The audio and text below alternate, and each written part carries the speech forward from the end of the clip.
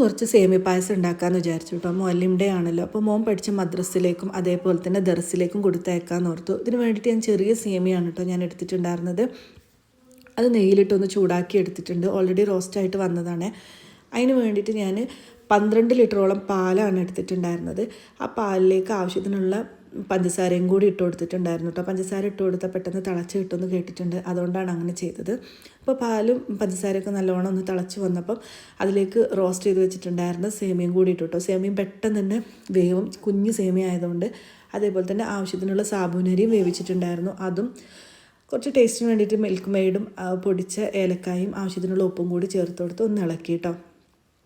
പിന്നെ കുറച്ച് അണ്ടിപ്പരിപ്പ് മുന്തിരിയും അതേപോലെ വറുത്ത് വെച്ചിട്ടുണ്ടായിരുന്നു നെയ്യിൽ, അതും കൂടി ചേർത്ത് കൊടുത്ത് നല്ലോണം ഒന്ന് മിക്സ് ചെയ്തെടുത്തിട്ടുണ്ടായിരുന്നു കേട്ടോ.